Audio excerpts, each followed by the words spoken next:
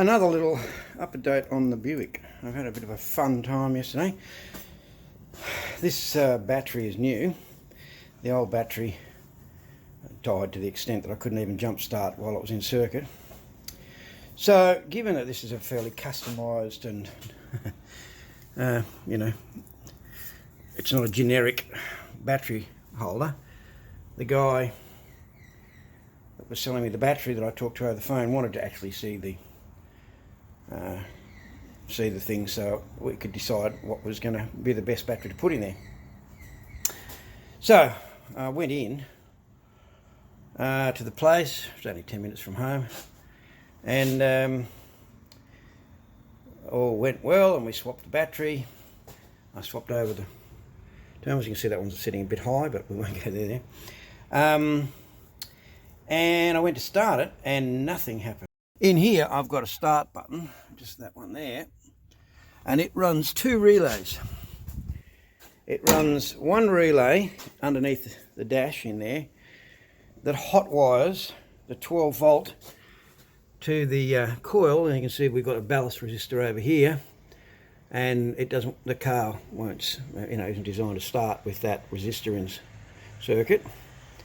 So you need 12 volts running straight to the coil. And there used to be, Dad had two switches. He had one that when you pulled it on, and it wasn't a momentary, it was, you pull it on, it would put 12 volts to the coil, and then there was a push button start. This is because the ignition switch that's in the steering column from the old Valiant that this came from, Chrysler, stopped off, it wouldn't start with it. So Dad hot-wired in some extra switches. Well, I replaced the battery, and then I pushed my start button and nothing at all happened. And quite a bit of head scratching in an hour later, using a little test lamp that I've got in a toolkit, I managed to work out that there was no power getting to that start switch. And so I pulled on the wire that was the wire that's supposed to start it, and I found that this is that wire, and this wire had fallen out from the terminal, and it was just hanging down the back here. So nothing happened when I pushed the button. But while I was in here, I also noticed that this is all a bit rotten in here. It's all the braided, all the strands in the two wires that are in here were really brittle and hard, and were breaking off as I tried to put them into here. So my plan is to pull this back. You can see how well it was in, and also the state of the terminal, if I can get it to focus. That wire is kind of in the same state as the others. So I will pull that back through the firewall, because there's no fuse on it either, which I don't like. I've got a spare fuse in a little fuse box that I put in for some extra accessories. So I'll run this wire to that fuse box, but I want to have a go at updating this setup, which the wires are in there fairly well now. It's not really a beautiful setup. I do find it interesting that I've got a heavy black wire running to, I'm assuming that one's the starter motor. So it means both the terminals are black onto the battery, but there is a red wire in there that lets me know. And also this terminal is distinctly different to that one, so I have to remember which one's which. I'm going to take this off and try to terminate both these wires.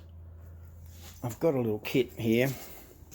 I want to put something like that on the heavy terminal and something like that but slightly smaller on the smaller terminal. And I have this set of crimps, and you can get interchangeable jaws for these. So I might have to get another set of jaws because I think that this is too big for that jaw. But we shall have a look and see. I'll pull this wire back into the car, terminate it with a spade, and put that onto my spare fuse. One of the things I did notice, which this explains, is that the starter would turn even with the ignition off, but obviously the car wouldn't start unless you turn the ignition on to get power to the coil. So that's the plan for today. Let's see how we go. After much YouTubing and so forth, I bought this terminal crimper and a pair of these. So this was only $11 for the two of them, and they're marked positive and negative, but they take 8mm terminators. These are the battery terminals that were on it. So this one had this clamp, and I didn't like the way that the cable was actually just clamped into there. And of course this is the one I was going to modify. But like I said, for $11, no, $12, well, discount on it because I got a trade discount, but you know, I don't know, $10.50 or something. I got this pair. Yes, and as I said, they take these terminators, terminals. So I've got this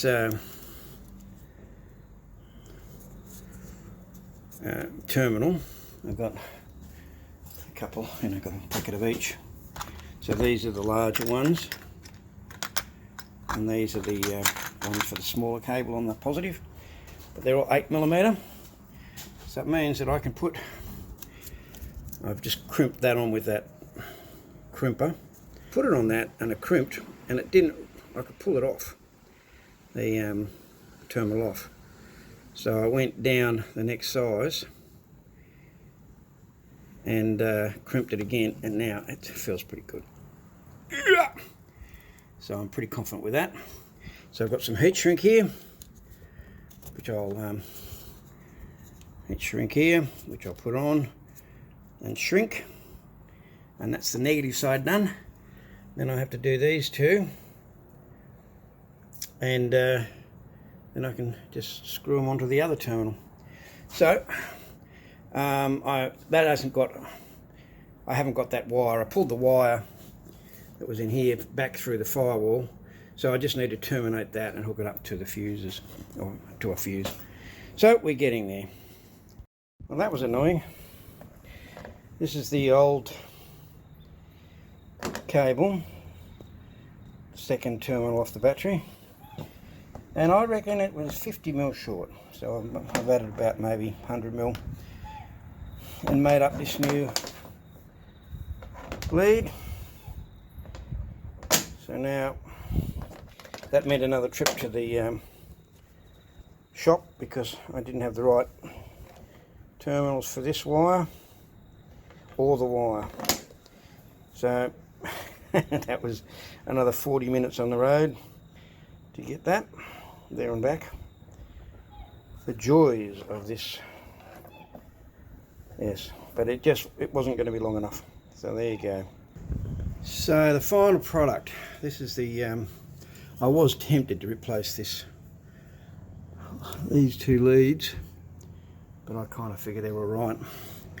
But so I got these, like I said, these were about, I got a slight discount. They're around $11 Australian for the pair, and they're marked with the negative and the positive on the actual terminal, which is a good thing given that we don't have the lead itself are both black.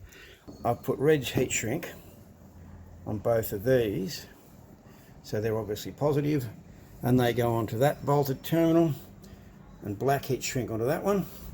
Yeah, so I've got this terminal coming down here, and this thing, it looks like it's just a terminal box of some sort, but that is I'm not real keen on that.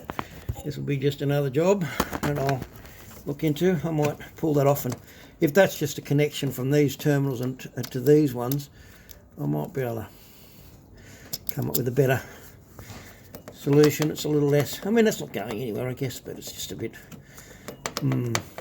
anyway. So that wire, from there, and then inside